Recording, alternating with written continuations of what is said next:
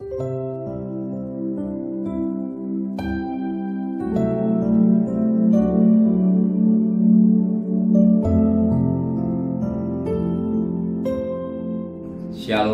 pagi bersama kedudukan kepala. Bapa, inilah keberadaan anak yang Kau kasihi.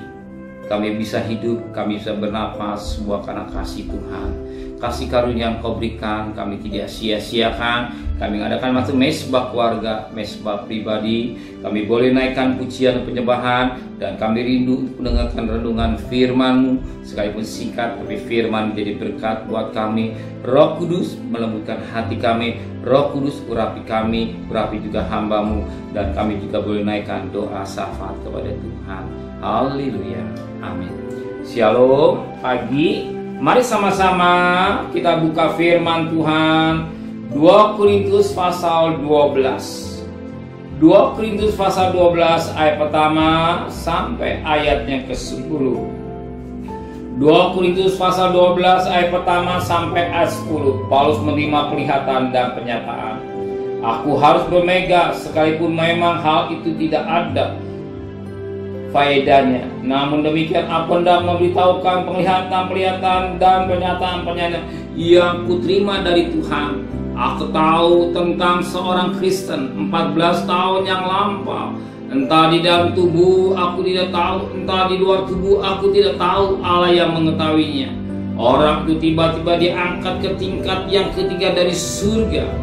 Aku juga tahu tentang orang itu, entah di dalam tubuh, entah di luar tubuh, aku tidak tahu, Allah yang mengetahuinya.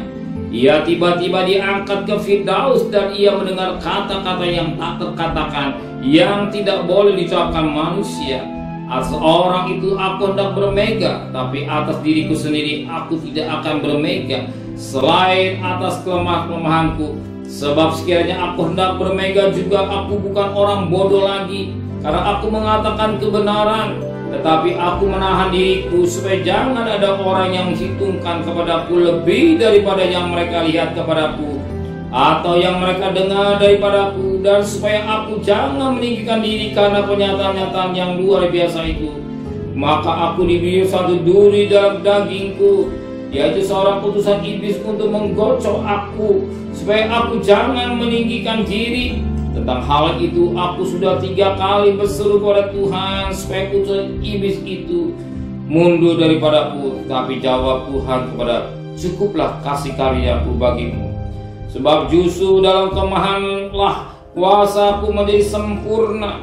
Sebab itu lebih suka aku bermega dalam kelemahanku, supaya kuasa Kristus turun melalui aku. Karena itu aku senang dan rela dalam kelemahan, di dalam siksaan, dalam kesukaran, dalam penganiayaan dan kesusahan oleh karena Kristus. Sebab jika aku lemah, maka aku kuat. Kita melihat bagaimana sikap Paulus ketika dia melihat suatu penglihatan. Apa melihat apa? Sebab dikatakan dia melihat, dia di dalam alam roh, dia dibawa oleh melihat satu penglihatan ke surga.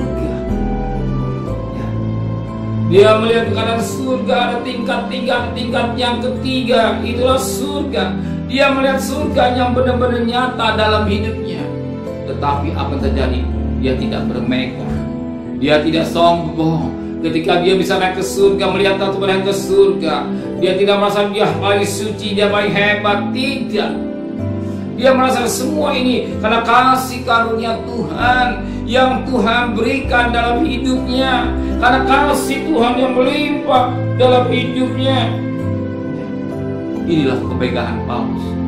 Maka dia katakan, tiada satunya kemegahan dalam hidup selain pada Kristus saja.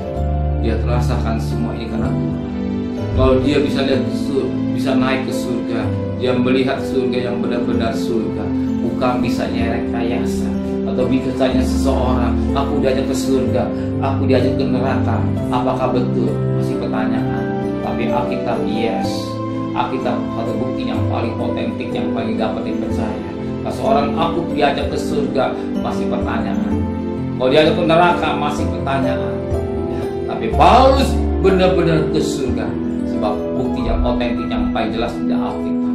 Biar kita mau mendengarkan, membaca firman Allah, jangan hanya bisa dengar seorang, tapi kita tidak tahu hikayat.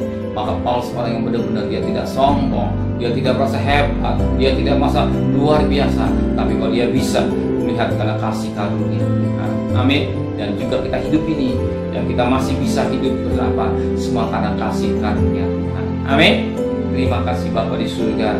Kami belajar kembali pada Paulus. Sekalipun dia pernah ke surga, tapi dia tidak bangga dengan kelihatan ke surga. Dia tetap dalam kerendahan hati. Dia juga bahwa kami masih bisa hidup. Kami ada semua karena kasih karunia Tuhan.